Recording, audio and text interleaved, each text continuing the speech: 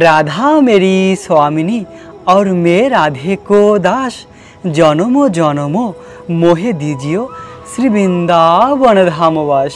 राधे राधे।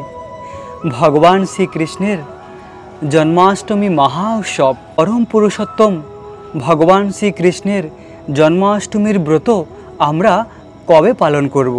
पृथिवीर सकल स्थानेई भगवान श्री कृष्णेर जन्माष्टमीर व्रत 16 আগস্ট शनिवार। 16 আগস্ট शनिवार आमरा जन्माष्टमीर महा उत्सवेर व्रत पालन करब। सकाल थेके अर्थात ब्रह्म मुहूर्त थेकेई निर्जला, ब्रह्म मुहूर्त थेके रात 12टा पर्यन्त उपवास थाकार विधि रयेछे। यदि केउ ना पारे ताहले से दुपुर 12टार परे जल पान करते पारे अथवा केउ सन्ध्यार परे फल खेते पारे। वसुदेव और देवकी मायेर हृदये आविर्भूत हयेछिलेन भगवान श्रीकृष्ण। ठीक सेई स्थाने आमरा रयेछि, मथुराय जे स्थाने भगवान श्रीकृष्ण आविर्भूत हयेछिलेन। प्रिय भक्त, आज आमरा एई स्थान थेके যমুনার ওই স্থানে যাব যে স্থান থেকে বসুদেব ভগবান শ্রীকৃষ্ণকে যমুনাকে পার করে যমুনার ওই পারে গোকুল বৃন্দাবনে যশোদা মায়ের গৃহে নিয়ে গিয়েছিল সেই গভীর রাতে। তো আমরা একটি লীলাস্থলকে দর্শন করতে করতে গোকুল বৃন্দাবনের ভগবান শ্রীকৃষ্ণের সেই দুর্লভ বাড়িকে দর্শন করব এবং সম্পূর্ণ লীলা কথা শ্রবণ করব। भगवान श्रीकृष्णेर এই লীলা অপ্রাকৃত दिव्य। भगवान श्रीकृष्णेर এই जन्म और कर्म सबकिछु दिव्य। भगवान श्रीकृष्ण निजेई बोलेছেন गीताते, जन्म कर्म चमे दिव्यम एवं जो व्यक्ति तत्तत्ता तक्ता देहम पुनर्जन्म नैति मामिति अर्जुन। भगवान श्रीकृष्णेर এই जन्म कर्म যদি তত্ত্বগতভাবে জানতে পারি আমরা, তাহলে এই দেহ ত্যাগ করার পরে পুনর্বার জন্মগ্রহণ করতে হবে না, ভগবানের দিব্য ধাম লাভ করা যায়। তো ভগবান শ্রীকৃষ্ণ মথুরার এই স্থানে জন্মগ্রহণ করেছিলেন। ভগবান শ্রীকৃষ্ণের জন্মের সময় রোহিণী নক্ষত্র ছিল। বসুদেব আর দেবকী মায়ের কারাগারে ভগবান শ্রীকৃষ্ণ আবির্ভূত হয়েছিলেন। ভগবান আবির্ভূত হয়েছিলেন চতুর্ভুজ রূপ ধারণ করে। আর দেবকী মা আর বসুদেব ভগবানের প্রার্থনা করেছিলেন। তখন ভগবান সেই বালক অবস্থায় দেবকী মা আর বসুদেবের এর আগের 3 জন্মের কথা বলছিল। ভগবান শ্রীকৃষ্ণ বলছিলেন যে হে মাতা, এর 2 জন্ম আগে তোমরা কঠোর তপস্যা করেছিলে এবং তপস্যা করে আমাকে সন্তান রূপে প্রাপ্ত করার অভিলাষ করেছিলে। তোমাদের সেই জন্মে নাম ছিল কৃষ্ণী এবং সুতপা, এবং সেই সময় আমার নাম হয় বিষ্ণু গর্ভা, এবং পরবর্তী জন্মে তুমি অদিতি ও কশ্যপ মুনি রূপে জন্মগ্রহণ করেছিলে। আর সেই সময় আমি বামন দেব রূপে আবির্ভূত হয়েছিলাম, এবং তারপরে এই জন্মে তোমরা বসুদেব আর দেবকী রূপে জন্মগ্রহণ করেছো, আর আমি তোমাদের পুত্র রূপে আবির্ভূত হয়েছি। আর এই জন্মই তোমাদের শেষ জন্ম। এরপরে তোমরা আমার নিত্যধাম প্রাপ্ত হবে। তোমাদের যে অভিলাষ ছিল সে সমস্ত কিছু পূর্ণ হবে এই জন্মে। ভগবান চতুর্ভুজ রূপে জন্মগ্রহণ করেছে, আর জন্মের পরে তার মাতা পিতার 3 জন্ম আগের লীলাকে বর্ণিত করেছে। তো তখন মা দেবকীর প্রার্থনায় ভগবান তার ঐশ্বর্য রূপ অর্থাৎ চতুর্ভুজ রূপ পরিত্যাগ করে দ্বিভুজ রূপ ধারণ করেছে, একটি ছোট বালক রূপ ধারণ করেছে। আর ভগবানের যোগমায়া শক্তির মাধ্যমে ওই রাতে সমস্ত প্রহরীরা গভীর ঘুমে মগ্ন হয়েছিল, আর অনেকগুলি দরজায় তালা বন্ধ ছিল। কিন্তু ভগবানের ইচ্ছায় সবকিছু খুলে যায়, আর সবাই গভীরভাবে ঘুমিয়ে পড়েছিল। আর সেই সময় বসুদেব ভগবান শ্রীকৃষ্ণের ইচ্ছার মাধ্যমে ভগবান শ্রীকৃষ্ণকে নিয়ে মথুরার এই যমুনার পাড়ে চলে আসে কৃষ্ণকে গোকুল বৃন্দাবনে নিয়ে যাওয়ার জন্য। বসুদেবের মিত্র ছিল নন্দ মহারাজ। নন্দ মহারাজের গৃহে কৃষ্ণকে সুরক্ষিত রাখার জন্য নিয়ে এসেছিল। প্রিয় ভক্ত, ভগবান শ্রীকৃষ্ণকে এই যমুনাকে পার করে গোকুল বৃন্দাবনে নিয়ে যায়। আর তখন সেই রাতে ভগবানের ইচ্ছায় মুষলধারায় বারি বর্ষণ হয়, বৃষ্টি শুরু হয়। কিন্তু সেই রাতকে ভগবান দিনের মতন আলোকিত করে দেয়। দিনের মতন আলোকিত হয়েছিল ভগবানের ইচ্ছার মাধ্যমে। আর বসুদেব খুব সহজেই ভগবানকে যমুনাকে পার করে যমুনার ওই পারে গোকুলে নিয়ে যায়। তো ভগবান শ্রীকৃষ্ণ মূলত এই সংসারে আবির্ভূত হন তার ভক্তদের আনন্দ দান করার জন্য, অসুরদের সংহার করার জন্য আর ধর্মকে স্থাপন করার জন্য ভগবানকে আবির্ভূত হতে হয় না। ভগবান তার নিজ ধাম গোলক বৃন্দাবনে বসেই তার শক্তির মাধ্যমে সব কিছু করতে পারে। কিন্তু ভগবান যেহেতু ভক্তবৎসল, ভগবান যেহেতু পরম করুণাময়ী, তাই ভগবান নিজে আবির্ভূত হয়ে তার ভক্তদের আনন্দ প্রদান করে। তাই যদিও ভগবান মথুরায় জন্মগ্রহণ করেছিলেন, কিন্তু মথুরায় না থেকে ভগবান গোকুলে চলে যায়। কারণ হলো গোকুলে তার শুদ্ধ ভক্তরা রয়েছে, ব্রজ গোপিকারা রয়েছে, নন্দ যশোদামা রয়েছে। যশোদামা আর নন্দ মহারাজ হলো ভগবান শ্রীকৃষ্ণের নিত্য মাতা পিতা। গোলক বৃন্দাবনে তারা অনন্তকাল শ্রীকৃষ্ণের মাতা পিতা। তো ভগবান এভাবে জন্মগ্রহণ করার পরে তার ইচ্ছার মাধ্যমে এই যমুনাকে পার করে ভগবানকে গোকুল বৃন্দাবনে নিয়ে যায়। আর ভগবান শ্রীকৃষ্ণের অচিন্ত শক্তির মাধ্যমে গোকুলে আশ্চর্যজনক লীলা হয়। প্রিয় ভক্ত, সেই লীলা আমরা শ্রবণ করব এবং গোকুলে আমরা প্রবেশ করব, যে স্থানে যশোদা মায়ের কোলে শ্রীকৃষ্ণ প্রাপ্ত হয়েছিল। যশোদামা, সেই অদ্ভুত লীলা আমরা শ্রবণ করব। তার আগে আমরা কিছু তত্ত্বকে জানব। জন্মাষ্টমীর ব্রত পালন করার মাধ্যমে কি ফল প্রাপ্ত হওয়া যায়। জন্মাষ্টমীর ব্রত সকল প্রকার পাপ থেকে মুক্তি দান করে এবং সকল প্রকার সিদ্ধি লাভ করায়। দুনিয়াতে যত প্রকার সিদ্ধি আছে সব সিদ্ধি প্রাপ্ত হওয়া যায় জন্মাষ্টমীর ব্রত পালন করার মাধ্যমে। প্রতি বছর জন্মাষ্টমীর ব্রত পালন করলে সমস্ত রোগও মুক্ত হওয়া যায়, সমস্ত বিপত্তি থেকে মুক্তি লাভ করা যায় প্রতি বছর জন্মাষ্টমীর ব্রত পালন করার মাধ্যমে। যদি কেউ জন্মাষ্টমীর ব্রত পালন না করে তাহলে তাদের পূর্ব 100 পুরুষ নরকে গিয়ে নরক যন্ত্রণা ভোগ করে। যদি কেউ এই ব্রত পালন না করে তাহলে সে তো নরকে যাবেই, তার পূর্বপুরুষেরা 100 কুল পর্যন্ত নরক যন্ত্রণা ভোগ করে। কেউ ভাবতে পারে এই সমস্ত কি সত্যি শাস্ত্রে রয়েছে? হ্যাঁ, সত্যি পুরাণে বর্ণিত রয়েছে। ওকে ভয় দেখানোর জন্য নয়, ভগবানের এই ব্রত পালন না করলে বিধির নিয়মের অনুযায়ী এই ফল প্রাপ্ত হতে হবে, 100 পুরুষের নরক যন্ত্রণা ভোগ করতে হবে। তাই তো প্রিয় ভক্ত, এই জন্মাষ্টমীর ব্রত আপনারা সকলে পালন করুন। আগের দিন থেকে অর্থাৎ 15 তারিখেই আমাদের নিরামিষ আহার গ্রহণ করতে হবে, আর 16 তারিখে ব্রহ্ম মুহূর্ত থেকে আমাদের নিরাহার অর্থাৎ আহারকে পরিত্যাগ করতে হবে। যদি কেউ না পারেন, খুব কষ্ট হয়, তাহলে সে জল পান করে হলেও ব্রত পালন করুন। আর রাত 12টার পরে ভগবানের অভিষেকের পরে একাদশী প্রসাদ গ্রহণ করুন। আর জন্মাষ্টমীর অর্থাৎ 16 তারিখ শনিবার পুরো দিন কৃষ্ণ ভাবনামৃত হয়ে অতিবাহিত করুন। বৃন্দাবন ধামকে দর্শন করুন, বৃন্দাবনের এই কৃষ্ণের লীলা শ্রবণ করুন। এভাবে কৃষ্ণময় হয়ে জন্মাষ্টমীর পুরো দিন অতিবাহিত করুন। ভগবানের দিব্য নাম জপ করুন। হরে কৃষ্ণ কৃষ্ণ কৃষ্ণ হরে হরে, হরে রাম রাম রাম হরে হরে, এই মহামন্ত্র জপ করুন। বিষ্ণু পুরাণে স্বয়ং ব্রহ্মাজি ভগবান শ্রীকৃষ্ণের এই জন্মাষ্টমীর ব্রত নিয়ে বর্ণিত করেছেন। যদি কেউ এই জন্মাষ্টমীর ব্রত পালন না করেন তাহলে তিনি তার পরবর্তী জন্মে গভীর অরণ্যে, গভীর জঙ্গলের মাঝে সর্প জন্ম লাভ করবে, সর্প হয়ে জন্মপ্রাপ্ত হবে। এরকম দণ্ড ভোগ করতে হয় ভগবানের এই পবিত্র জন্মাষ্টমীর ব্রত পালন না করলে। জন্মাষ্টমীর ব্রত যারা পালন করবেন তাদের 7 জন্ম পূর্বের সমস্ত পাপ নষ্ট হয়ে যায়, দূরীভূত হয়ে যায়।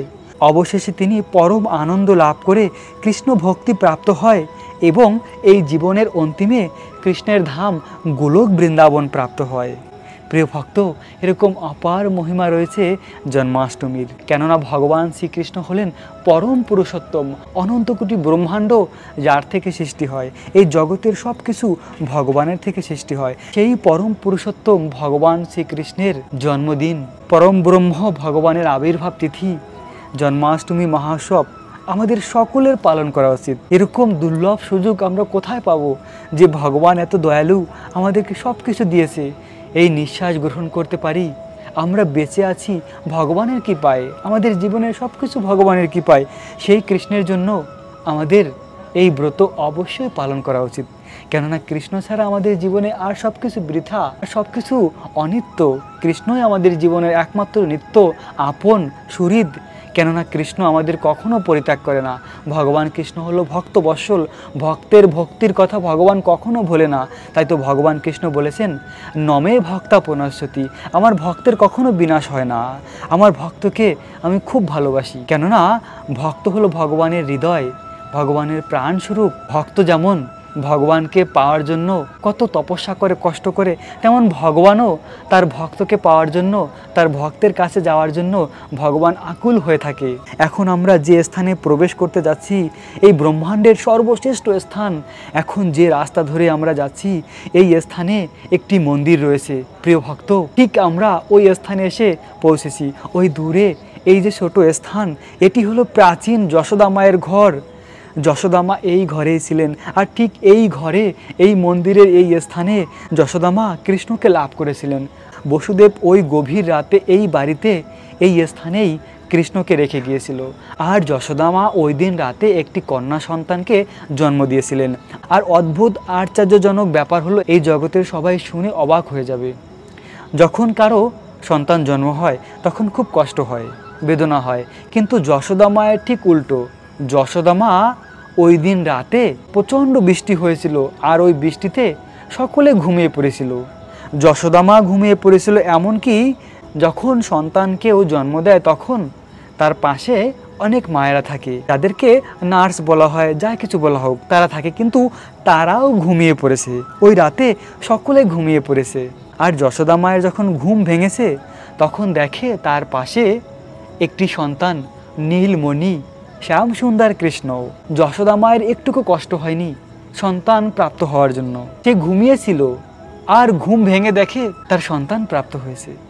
ভাগবতমে এই লীলা বর্ণিত রয়েছে। প্রিয় ভক্ত, স্বয়ং ভগবানের শুদ্ধ ভক্ত শুকদেব গোস্বামী বর্ণিত করেছেন।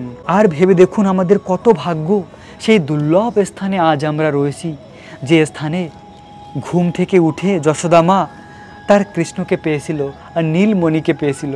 আহাহা, সেই নীলমণির শুভ আবির্ভাব তিথি জন্মাষ্টমী মহামহোৎসব। প্রিয় ভক্ত, এই ভিডিওটি হলো জন্মাষ্টমীর বিশেষ ভিডিও। জন্মাষ্টমীর বিশেষ বিশেষ স্থানকে আজ আমাদের দর্শন হবে। যেমন প্রথমে আমরা কৃষ্ণের জন্মভূমিকে দর্শন করেছি, মথুরা, তারপরে যমুনাকে পার করে গোকুলে এসে প্রবেশ করেছি। গোকুলের এই স্থানেই যশোদা মায়ের ঘর ছিল। এখন আমরা এই বাড়িটিকে পরিক্রমা করব, এখান থেকে একবার পরিক্রমা করব। আহা, কত সুন্দর এই গোকুল বৃন্দাবন, অপ্রাকৃত এই গোকুল ধাম, শ্যাম সুন্দর কৃষ্ণের বাল্যলীলার স্থল। দেখলেই মন আনন্দে ভরে যায়। দেখুন কত সুন্দর এই গোকুল। কৃষ্ণ যেন এই বনের অরণ্যে তার সখাদের নিয়ে এখনও লীলা করে। সত্যি বর্ণিত রয়েছে, কৃষ্ণ কখনো গোকুল বৃন্দাবনকে পরিত্যাগ করে না। কৃষ্ণ কখনো বৃন্দাবনকে পরিত্যাগ করে না। বৃন্দাবনে সবসময় কৃষ্ণ রয়েছে। তাই তো এই ধাম এত সুন্দর, দেখলে মন ভরে যায়। শ্যাম সুন্দর কৃষ্ণের এই লীলা, অপ্রাকৃত লীলা, ভক্তদেরকে কৃষ্ণ আনন্দ প্রদান করে। কৃষ্ণ ভক্তবৎসল। কৃষ্ণ এত ভক্তবৎসল যে কৃষ্ণ তার ভক্তকে আনন্দ দেওয়ার জন্য কৃষ্ণ এই লীলা বিলাস করে। প্রিয় ভক্ত, আপনারা সকলে ভিডিওর শেষ পর্যন্ত দর্শন করুন। এত সুন্দর সুন্দর লীলা কথা আজ আমরা শ্রবণ করব, আমাদের জীবন ধন্য হয়ে যাবে। গভীর রাতে বসুদেব কৃষ্ণকে নিয়ে এসেছিল এই বাড়িতে, কিন্তু আশ্চর্যজনক ব্যাপার হলো, ওই গভীর রাতে চারদিকে বাদল, ভারী বর্ষণ, বৃষ্টি হচ্ছিল।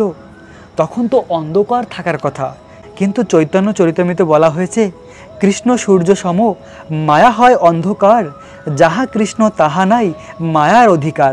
অর্থাৎ শ্রীকৃষ্ণ হচ্ছেন সূর্যের মতন, এবং কৃষ্ণ যাহা তাহা নাই মায়ার অধিকার। তাই তো কৃষ্ণ যেহেতু বসুদেবের পাশে, তাই তো সেখানের অন্ধকার দূরীভূত হয়েছে, সেখানে আলোকিত হয়েছে সব কিছু। বসুদেব কৃষ্ণকে তার মাথায় করে একটি টুকরিতে করে নিয়ে যাচ্ছিল, আর তখন বসুদেবের পিছনে অনন্ত শেষ বলদেব একটি ফনা বানিয়ে কৃষ্ণের উপরে হাত বানিয়েছে, যেন কৃষ্ণের উপরে বৃষ্টি না পড়ে। বলরাম জয়ন্তী আমরা অলরেডি পালন করেছি। এই বলরাম সর্বরূপে কৃষ্ণের সেবা করে। বলরামের জীবনের সব কিছু কৃষ্ণ। তাই দেখুন, জন্মের সময় এভাবে কৃষ্ণের উপরে সর্প হয়ে তাকে বৃষ্টি থেকে রক্ষা করছে, সব সময় কৃষ্ণকে রক্ষা করে। কৃষ্ণের পাশে থাকে বলরাম, কৃষ্ণের প্রথম প্রকাশ বলরাম। বলরাম কৃষ্ণকে খুব ভালোবাসে। বলরাম এভাবে কৃষ্ণের সঙ্গে সঙ্গে থাকে সব সময়। তো কৃষ্ণ গভীর রাতে এই বাড়িতে এসেছে, কিন্তু সেই গভীর রাত সূর্যের মতন আলোকিত হয়েছে। কেননা কৃষ্ণ যেখানে, সেখানে অন্ধকার থাকে না, সেখানে মায়ার অধিকার থাকে না। তাই তো আমরা যদি মায়া থেকে মুক্ত হতে চাই, তাহলে কৃষ্ণকে আমাদের জীবনে প্রবেশ করাতে হবে, কৃষ্ণকে ভালোবাসতে হবে, কৃষ্ণের ভক্ত হতে হবে। আর তারপর মায়ের ঘুম ভাঙার পরে তিনি দেখতে পেলেন একটি সুন্দর নীলমণির মতন, বর্ষার জল ভরা মেঘের মতন, কোটি সূর্য সম অদ্ভুত সুন্দর একটি বালককে তিনি জন্ম দিয়েছেন। আর আনন্দিত হয়েছেন পুরো গোকুলবাসী। প্রিয় ভক্ত, এখন আমরা ঠিক প্রবেশ করতে যাচ্ছি শ্রীকৃষ্ণের 84 খাম্বার বাড়ি, যে বাড়িটি স্বয়ং বিশ্বকর্মাজি বানিয়েছিল। শ্যামসুন্দর কৃষ্ণ যে বাড়িতে ছিলেন, ওই বাড়িতে এখন আমরা প্রবেশ করতে যাচ্ছি। তো গোবিন্দ কৃষ্ণের জন্মের পরে পুরো গোকুলবাসী আনন্দে মগ্ন হয়েছিল। যশোদা মা আর নন্দ মহারাজ খুব আনন্দিত হয়েছিল। কৃষ্ণের জন্মের পরের দিন এই বাড়িতে নন্দ উৎসব উদযাপিত করে, পুরো গোকুলবাসীকে তারা নিমন্ত্রণ করে এবং যত ব্রাহ্মণ ছিল সেই ব্রাহ্মণদেরকে ডাকে, ব্রাহ্মণদেরকে বিভিন্ন রকমের দান দক্ষিণা সব কিছু দেয় নন্দ মহারাজ। যেহেতু বসুদেব কারাগারে সন্তানকে প্রাপ্ত হয়েছিল, তার মনে ইচ্ছা থাকা সত্ত্বেও তিনি ব্রাহ্মণদেরকে দান দক্ষিণা এবং বড় করে কোনো আয়োজন কিছু করতে পারেনি। তাই তিনি মন থেকে সব কিছু করেছিল। কিন্তু এইদিকে গোকুলে নন্দ মহারাজ সব কিছু করেছে। তিনি তার সন্তানের জন্য নন্দ উৎসব বানিয়েছে। আজও বৃন্দাবনে এই বাড়িতে নন্দ উৎসব হয়। কৃষ্ণের জন্মাষ্টমীর পরের দিন এই নন্দ উৎসব হয়। আর ওই নন্দ উৎসবের দিন ভগবানের এক মহান ভক্ত, শুদ্ধ ভক্ত, যিনি পৃথিবীর সমস্ত স্থানে কৃষ্ণের নাম প্রচার করেছেন, ভগবানের শক্তাবেশ অবতার শিল প্রভুপাদ জন্মগ্রহণ করেছিলেন ওই নন্দ উৎসবের দিন। ভগবান কৃষ্ণ নিজে তাকে পাঠিয়েছে যে, অভয় তুমি যাও, গিয়ে আমার নাম প্রচার করো, সকলের কাছে আমার নাম পৌঁছে দাও, সকলকে কৃষ্ণ ভক্তি দান করো। তাই তো তিনি এসে জন্মগ্রহণ করেছিলেন কলকাতায় এবং আমেরিকায় গিয়ে সকলকে কৃষ্ণ ভক্তি দান করেছেন। শুধুমাত্র আমেরিকাতে নয়, আমেরিকাতে তার সূচনা ছিল, সেখান থেকে তিনি শুরু করেছিলেন। কিন্তু ভারতে এসে পুরো ভারতের প্রতিটি স্থানে এবং পৃথিবীর সকল স্থানে কৃষ্ণের নাম প্রচার করেছেন ভগবানের এই অনন্য শুদ্ধ ভক্ত শিল প্রভুপাতের শুভ আবির্ভাব তিথি ব্যাস পূজা হলো এই নন্দ উৎসবের দিন। তো কৃষ্ণের বাড়িতে সকল ব্রজবাসী এসেছেন, সকল ব্রজবাসী উপহার নিয়ে এসেছেন। কেন না, নন্দ মহারাজের পুত্র লাভ হয়েছে। যশোদা মা সুন্দর একটি নীলমণিকে জন্ম দিয়েছেন, আর ওই নীলমণি হলেন কৃষ্ণ। কৃষ্ণকে দেখার জন্য সকলে এসেছেন। নন্দ উৎসব হয়েছে, নন্দ উৎসবে কত আনন্দ। তারপরে কৃষ্ণের নামকরণ হয়েছে, কৃষ্ণের নামকরণ করেছেন গর্গমণি। বৃন্দাবন ধামের ঠিক এই স্থানে কৃষ্ণ বলরামের নামকরণ হয়েছিল সেই 5000 বছর আগে। এখনও সেই স্থানটি রয়েছে। প্রিয় ভক্ত, ঠিক এই স্থানে কৃষ্ণের নাম রাখা হয় কৃষ্ণ, আর বলরামের নাম রাখা হয় বলরাম। কৃষ্ণ মানে সর্ব আকর্ষণ, ভক্তদের আকর্ষিত করে। আর বলরামের নামের অর্থ হলো আধ্যাত্মিক বল। আমরা যে কৃষ্ণ ভক্তি করব, সেই বল, সেই ভক্তি আমরা কোথা থেকে প্রাপ্ত হব? বলরামের থেকে। বলরাম হলো গুরুতত্ত্ব, তার থেকে আমরা ভক্তি লাভ করতে পারি। তাই বলরাম নাম রাখা হয়েছে, ভগবানের ভাইয়ের নাম বলরাম। এভাবে কৃষ্ণ আর বলরামের নাম করা হয় গোকুল বৃন্দাবনের এই স্থানে। নন্দ মহারাজ আর যশোদা মায়ের আনন্দের কোনো শেষ নেই। মন খুলে ব্রাহ্মণদেরকে দান করেছে। কৃষ্ণের জন্মের পরেই, প্রথম দিনের পরেই এক রাক্ষসিনীকে পাঠায়, যার নাম ছিল পুতনা। আর এই পুতনা মায়ের রূপ ধারণ করে আসে, তার স্থানে কালকূট বিষ ধারণ করে আসে। আর সকল ব্রজবাসীরা দেখলো যে একটি সুন্দরী অপ্সরা, আর ওই মাতা একটি দেবীর মতন, মনে হয় দেবলোক থেকে এসেছে। এরকম পুতনা রাক্ষসী দেবীর রূপ ধারণ করে এসেছে। তো সকলে এত সুন্দর রূপ দেখে পুতনার কাছে খুব সহজেই কৃষ্ণকে প্রদান করে। আর পুতনা কৃষ্ণকে কোলে নিয়ে তার স্থান থেকে দুধ পান করাচ্ছিল। আর ওই সময় কৃষ্ণ পুতনার প্রাণ বায়ুকে নিয়ে নেয়। আর পুতনা তো যন্ত্রণায় ছটফট করে তার ওই রূপকে পরিত্যাগ করে তার আসল রূপে চলে আসে, রাক্ষসিনী রূপে। আর ওই সময় কৃষ্ণ পুতনাকে বধ করে। যেহেতু পুতনা মায়ের রূপ ধারণ করে এসেছিল। তাই তো ভগবান তাকে হত্যা করে ধাত্রী গতি দান করে গোলক বৃন্দাবনে। দেখুন ভগবান কত করুণাময়ী, ভগবানকে মারার জন্য এসেছে, তাও ভগবান তাকে ধাত্রী গতি দান করেছে। ভগবান হলো পরম দয়ালু। যদিও পুতনার সব কিছু খারাপ চিন্তা ছিল, কিন্তু একটি মাত্র ভালো গুণ ছিল পুতনার, সেটি হলো পুতনা মায়ের রূপ ধারণ করেছিল। তাই তো ভগবান তাকে ধাত্রী গতি দান করেছে গোলক বৃন্দাবনে। কিন্তু আমরা যদি পুরো জীবন অনুকূলভাবে ভক্তি ভরে ভগবানের ভক্তি করি, ভগবানকে ভালোবাসি, তাহলে কি গতি না আমরা প্রাপ্ত হতে পারি। ভগবানের কাছে গিয়ে গোলক বৃন্দাবনে প্রেমময়ী সেবা প্রাপ্ত হব। যে প্রভুকে মারার জন্য এসেছে সেই প্রভু কৃষ্ণ তার শত্রুকেও মুক্তি দান করে। তো পুতনার বিশাল বড় শরীর ছিল, অসুরের বৃহৎ শরীর হয়, আর ওই শরীরটি ভূমিতে পড়েছিল বৃন্দাবনের। তো অসুর যদি মারা যায় সেখান থেকে দুর্গন্ধ আসার কথা, কিন্তু যেহেতু ভগবানের স্পর্শ লাভ করেছে তাই পুতনার শরীর থেকে চন্দনের মতন সুগন্ধ বের হচ্ছিল। আর ওই শরীরকে যখন ব্রজবাসীরা জ্বালিয়েছে, জ্বালানোর সময় চারদিকে সুগন্ধ ছড়িয়ে পড়েছে। তো ভগবানের এরকম মহিমা, ভগবানের স্পর্শে ভগবানের কাছে যারা আসে তারা সকলে চিন্ময়ত্ব প্রাপ্ত হয়ে যায়। ভগবানের মহিমা এরকম। তো ভগবান ছোট থেকেই গোকুলে তার একটি মধুর লীলাবিলাস শুরু করে, আর তার প্রিয় গোকুলবাসীদের অনন্ত আনন্দে নিমজ্জিত করে, অনন্ত আনন্দ প্রদান করে। তারপরে কৃষ্ণ এক এক করে অনেক অসুরকে বধ করে। কংস প্রতিদিন একজন করে অসুর পাঠায়, আর কৃষ্ণ সেই অসুরদেরকে বধ করে দেয়। এভাবে কৃষ্ণ প্রতিদিন অসুরকে বধ করে, আবার সখাদের সঙ্গে ছোট গাভীর বাসুরদের পালন করে, ব্রজবাসীদের ঘরে ঘরে গিয়ে ননি মাখন চুরি করে খায়।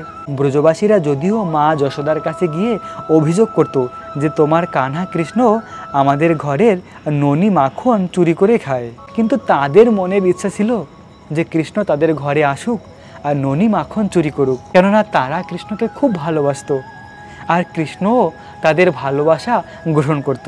ভগবান কৃষ্ণ নিজেই বলেছেন গীতাতে যে যদি তাকে কেউ ভালোবেসে কিছু অর্পণ করে তিনি তা গ্রহণ করেন।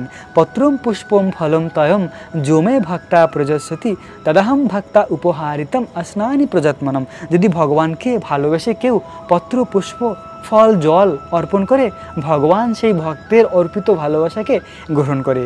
আর ব্রজবাসীরা তো এই জগতের সর্বশ্রেষ্ঠ ভক্ত, তাদের ভালোবাসা ভগবান গ্রহণ করত। কিন্তু ভগবান লীলার ছলে বিভিন্ন কিছু করত, ঘরে ঘরে গিয়ে ননি মাখন চুরি করে খেত, আর এই চুরি করে খাওয়ার মাধ্যমে ভগবানের এক আনন্দ প্রাপ্ত হতো। ভগবানের এই সব কিছু লীলা, যদিও তিনি পরম পুরুষোত্তম অনন্ত কোটি ব্রহ্মাণ্ড তার থেকেই প্রকাশিত হয়েছে, জগতের সব কিছু তারই, কিন্তু তাও তিনি ব্রজবাসীদের সঙ্গে প্রেমের আদান প্রদান করে, বাৎসল্য মাধুর্য সখ্য এই সমস্ত রস আস্বাদন করে কৃষ্ণ। তো কৃষ্ণ একটু একটু করে বড় হয় আর তার একটি লীলা সম্পন্ন করে। তো একবার কৃষ্ণ তার ঘরের সমস্ত ননি মাখনের হাঁড়ি ভেঙে দেয়। মা যশোদার সঙ্গে একবার রাগ করে। একদিন মা যশোদা কৃষ্ণকে দুধ পান করাচ্ছিল, আর সেই সময় দূরে চুলার দুধ পড়ে যাচ্ছিল। ওই দুধ মা যশোদা কৃষ্ণের জন্যই বানাচ্ছিল ননি মাখন। তো ওই দুধকে বাঁচানোর জন্য মা যশোদা কৃষ্ণকে মাটিতে রেখে চলে যায়, আর কৃষ্ণ খুব ক্রোধান্বিত হয়, কেননা কৃষ্ণ তখনও তৃপ্তি লাভ করেনি।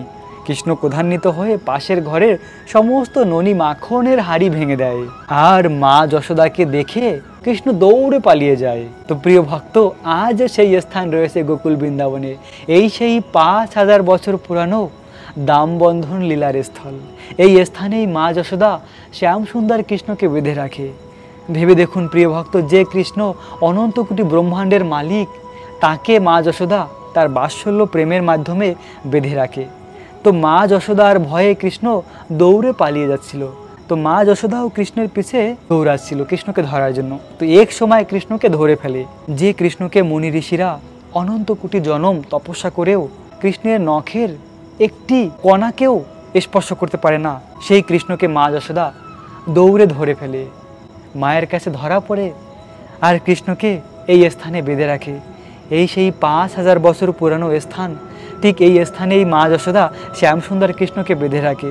আজও সেই স্থান রয়েছে। দেখুন প্রিয় ভক্ত, পুরো দিন কৃষ্ণকে এভাবে বেঁধে রাখে। আর তারপরে একবার বলরাম আসে। বলরাম এসে বলে, আমার ভাইকে কে বেঁধেছে? পাশে থেকে কোনো গোপ বালক বলে, যশোদা মা বেঁধেছে। তখন বলরাম পিছনে সরে যায় ভয়ে, কেননা বলরামও যশোদামাকে ভয় পায়। বলরাম যশোদামাকে বলছিল, মা যশোদা, তুমি জানো কৃষ্ণ কে? কৃষ্ণ পরম পুরুষোত্তম, তাকে তুমি বেঁধে রেখেছো, আরে এই জগতে সব কিছু কৃষ্ণের। তখন যশোদা মা বলল, কৃষ্ণ তো পরম পুরুষোত্তম, তুমি তাহলে কে? বলল, আমি হলাম অনন্ত শেষ শঙ্কর্ষণ, আমি এই পৃথিবীকে ধারণ করে আসি, অনন্ত কোটি ব্রহ্মাণ্ড আমি ধারণ করে রাখি। তখন মা যশোদা হাতে লাঠি নিয়ে তাড়া করছিল বলরামকে, যে সমস্ত ভগবান আমার ঘরেই জন্ম নিয়েছে না, যদি তুমি বেশি কথা বলো তাহলে তোমাকেও বেঁধে রাখবো কৃষ্ণের মতন। তো মা যশোদার বাৎসল্য প্রেম এত গভীর, মা যশোদাকে ভগবান তার অন্তরঙ্গের শক্তির মাধ্যমে ভুলিয়ে দেয়। মা যশোদা ব্রজবাসীরা বুঝতেই পারে না যে কৃষ্ণ বলরাম স্বয়ং ভগবান। ভগবান চায় যে আমি বাৎসল্য রস আস্বাদন করি। ভগবান নিজেও নিজেকে ভুলিয়ে দেয় যে তিনি পরম পুরুষোত্তম। ভগবানকে এভাবে মা যশোদা বেঁধে রেখেছে এই স্থানে। আর কৃষ্ণ কান্না করছিল, যেমন ছোট্ট একটি বালক কান্না করে, কৃষ্ণ তেমনই কান্না করে করে এক হাত দিয়ে তার চোখের জল মুছছিল। আর সেই সময় কৃষ্ণের চোখের কাজলগুলি তার গালে লেগেছিল, আর দুই নয়ন থেকে অশ্রু ধারা প্রবাহিত হচ্ছিল। ভেবে দেখুন প্রিয় ভক্ত, পরম পুরুষোত্তম নিজেও ভুলে যায় যে তিনি ভগবান, লীলায় এতটা প্রবেশ করে। কেননা কৃষ্ণ নিজেই চায় এই লীলা রস আস্বাদন করার জন্য, তাই তো তার লীলা শক্তি এই সব কিছু পরিচালনা করে। অবশেষে সন্ধ্যাবেলা নন্দ মহারাজ ফিরে আসে। নন্দ মহারাজ ফিরে এসে কানাকে দড়ি থেকে মুক্ত করে। আর যশোদা মায়ের সঙ্গে নন্দ মহারাজ রাগ করে 3 দিন পর্যন্ত কথা বলে না। অবশেষে কৃষ্ণ যশোদা মায়ের হাত ধরে আর নন্দ মহারাজের হাত ধরে, দুজনার হাতকে ধরে কৃষ্ণ একসঙ্গে মিল করে দেয়।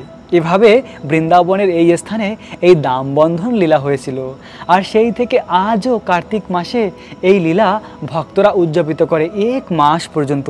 যশোদা মা তো একদিন কৃষ্ণকে বেঁধেছিল, আর ভক্তরা এত ভালোবাসে কৃষ্ণকে 1 মাস পর্যন্ত বেঁধে রাখে কৃষ্ণকে। আর ওই 1 মাস কার্তিক মাসকে বলা হয় দামবন্ধন লীলা, অর্থাৎ দামোদর লীলার মাস। আর দামোদর মাসের পুরো 1 মাস ভক্তরা যশোদা কৃষ্ণকে দীপদান করে। আর ওই মাস অতি পবিত্র। দামোদর মাসের ব্রত যারা পালন করে তারাও গোলক বৃন্দাবন প্রাপ্ত হয়। এভাবে কৃষ্ণ তার এই দামবন্ধন লীলা সমাপ্ত করে। তারপরে কৃষ্ণ আবার মথুরা পরিত্যাগ করে বৃন্দাবনে চলে যায়। এবং বৃন্দাবনে আসার পরে কৃষ্ণ যমুনার পাড়ে তারা টিগড়ায় ঘর বানায়। আর সেই সময় কৃষ্ণ যমুনায় কালিয়া দমন করে, কালিয়াকে বধ করে এবং অরিষ্টাসুরকে বধ করে। গোপিকাদের বস্ত্রহরণ লীলা করে, গোপিকাদের নিয়ে কৃষ্ণের বস্ত্রহরণ লীলা হয়। আর ওই লীলার মাধ্যমে তার প্রিয় গোপিকাদের মনের ইচ্ছাকে পূর্ণ করে। তারপরে কৃষ্ণ নিজ পত্নীদের দর্শন দান করে, তাদের কোটি জনমের অভিলাষকে পূর্ণ করে, নিজ পত্নীদের দর্শন দিয়ে তাদেরকে কৃতার্থ করে। তারপর কৃষ্ণের ব্রহ্ম বিমোহন লীলা হয়। ব্রহ্মাজিও একবার বিমোহিত হয়ে যায়। কৃষ্ণ গোপ বালকদের নিয়ে কত মধুর লীলা করে, সেই লীলা দেখে ব্রহ্মাজি বিধাতা তিনিও বুঝতে পারে না এ কি ভগবান নাকি সাধারণ বালক। তো ব্রহ্ম বিমোহন লীলা হয়। আর ওই ব্রহ্ম বিমোহন লীলার মাধ্যমে ব্রহ্মাজি কৃষ্ণের গাভী, কৃষ্ণের সখাদের চুরি করে নিয়ে যায়। আর ওই সময় কৃষ্ণ নিজের শরীর থেকে সমস্ত গাভীদের এবং সমস্ত সখাদের মন ছিল তেমনই তৈরি করে। আসলে বৃন্দাবনের সমস্ত ব্রজবাসী মায়েরা কৃষ্ণকে তার সন্তান রূপে চেয়েছিল, তাদের মনের অভিলাষ ছিল কৃষ্ণকে সন্তান রূপে প্রাপ্ত করার জন্য। তো ভগবান কৃষ্ণ তো অন্তর্যামী, তিনি তার ভক্তের ইচ্ছাকে পূর্ণ করে। তো ব্রজবাসী মায়েদের ইচ্ছাকে পূর্ণ করার জন্য কৃষ্ণ 1 বছর তাদের সন্তান রূপে লীলা করেছিল। ব্রহ্মাজি 1 বছর পর্যন্ত কৃষ্ণের গাভী আর বাছুরদের লুকিয়ে রেখেছিল। 1 বছর পরে যখন ব্রহ্মা ফিরে এসেছে এই ভূলোকে, তিনি দেখতে পেলেন অদ্ভুতভাবে যেমন ছিল তেমনটি কৃষ্ণের লীলা হচ্ছে। 1 বছর আগে তো ব্রহ্মাজি কৃষ্ণের সব কিছু চুরি করে নিয়ে গিয়েছিল, গাভী, কৃষ্ণের সখাদের, কিন্তু এখনও ঠিক তেমনই রয়েছে। তখন ব্রহ্মাজি বুঝতে পেরেছে এ তো কোনো সাধারণ বালক নয়।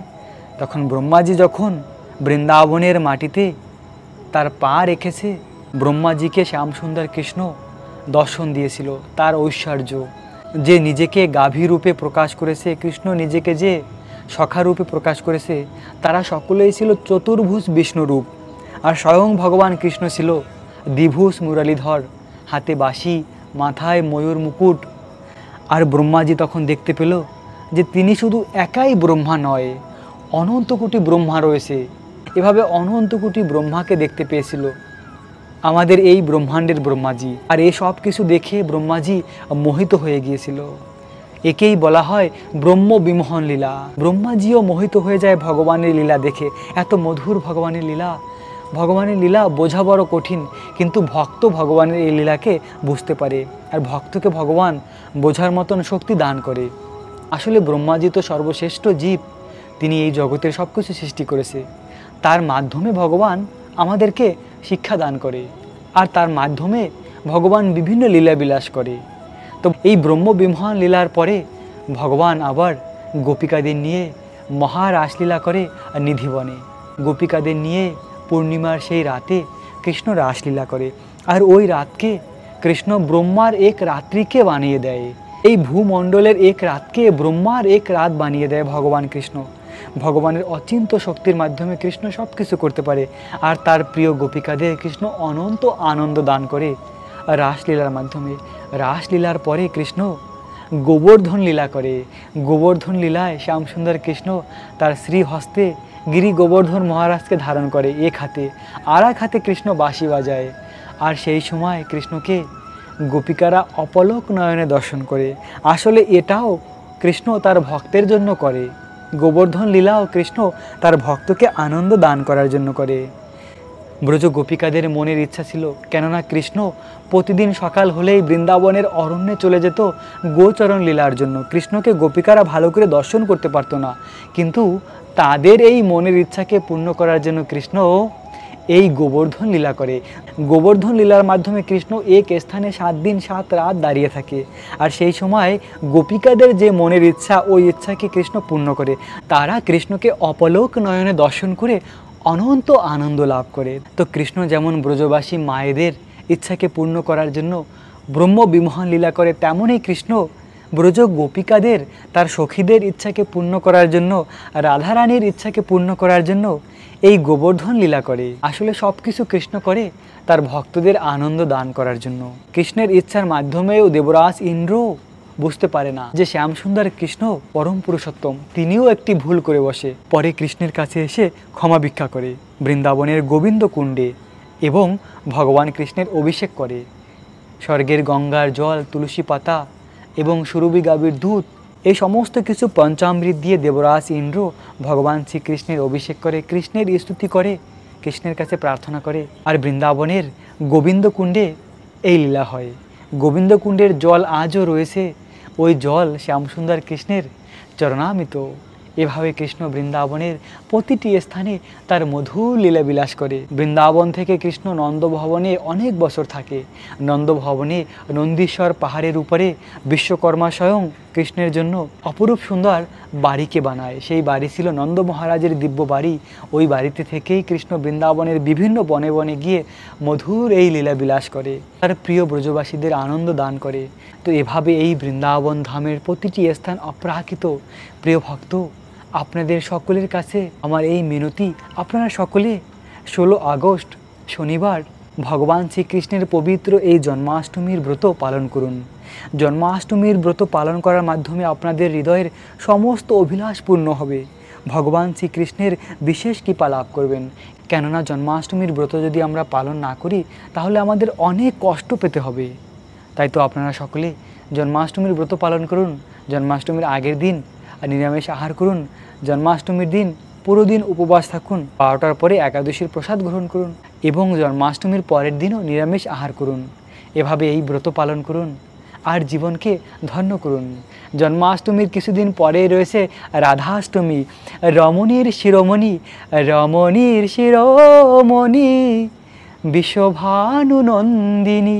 বিশ্বভানু নন্দিনী রাধারানীর শুভ আবির্ভাব তিথি হলো 31শে আগস্ট। 31শে আগস্ট রাধারানীর আবির্ভাব তিথি। তো এরপরে আমরা রাধারানীর রাধাষ্টমীর উপলক্ষেও বিশেষ ভিডিও নিয়ে আসব। অনেক সুন্দর সুন্দর রাভেল গ্রামের ভিডিওকে আপনাদেরকে দর্শন করাবো, যে গ্রামে রাধারানী জন্মগ্রহণ করেছিলেন। তো প্রিয় ভক্ত, আসুন আমরা সকলে মিলে সংকল্প গ্রহণ করি যে আমরা সকলে জন্মাষ্টমীর ব্রত পালন করব, আর ওই দিন বেশি বেশি করে বৃন্দাবন ধামকে দর্শন করব, কৃষ্ণের নাম জপ করব। আপনাদের সকলকে জন্মাষ্টমীর অনেক অনেক শুভেচ্ছা, অভিনন্দন। রাখবেন নিজেদের অনেক অনেক যত্ন, থাকবেন কৃষ্ণ ভাবনাময়। রাধে রাধে।